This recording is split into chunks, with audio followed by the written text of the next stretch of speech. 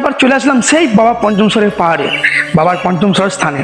আপনারা দেখুন, মানে আমার সামনে আমি যে গাছটা দেখাতে চলেছি, এবং আমি 2-3 দিন আগে একটা ভিডিও আমি আপলোডও করেছিলাম ঠিক এই গাছটা, মানে ভিডিও করে। এই গাছটি একইভাবে কিন্তু 5 থেকে 7 রকম কিন্তু গাছ জড়িত আছে। আর আমাদের এই পাহাড়টা এতটাই আমাদের শান্ত সুষ্ঠু জায়গা, কি বলবো। আপনারা যদি আসেন না, মন একবারে জুড়ে যাবে। এই বাবা পঞ্চমশ্বর আমাদের এখানে কয়েকশো বছর ধরে বসবাস করছেন। পঞ্চমশ্বর খুব জাগ্রত।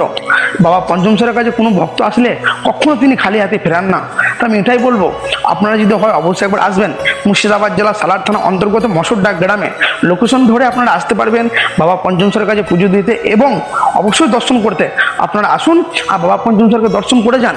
আমাদের এখানে বাবা পঞ্চমশ্বর খুবই জাগ্রত, কারণ আমরা এবং আমাদের গ্রামবাসী সবাই জানে বাবা পঞ্চমশ্বর এই পুরী এরিয়াটা নিয়ে কিন্তু বাবা পঞ্চমশ্বর থাকে। তো আমি এটাই বলবো, জায়গাটা খুব ভালো, ঠান্ডা, শান্ত সুস্থ বলে। কারণ শুধু আমরা নয়, আমাদের মতো অনেক কাকা জেঠিরা এবং জেঠামারা সবাই আসেন এই পাহাড়ে এক টাইম হলেও বসতে। কারণ এই পাহাড়ে যতটা বসে শান্তি পান না, সেটা কোনো কোথাও কখনো শান্তি পান না। শুধু এই জায়গাটাই প্রত্যেকটা মানুষজন এসে কিন্তু শান্তি পায়। যেমন আমরা এসেছি, পিছনে কিন্তু আরও অনেকজন আছে, ভাই বোনরা বসতে এসেছে। তাই এটাই বলবো, আপনারা অবশ্যই আসবেন আর ঘুরে যাবেন, বিশেষ করে এই গাছটা দর্শন করতে। ভালো থাকবেন, সুস্থ থাকবেন, ভিডিওটা প্রচুর পরিমাণে শেয়ার করে দেবেন।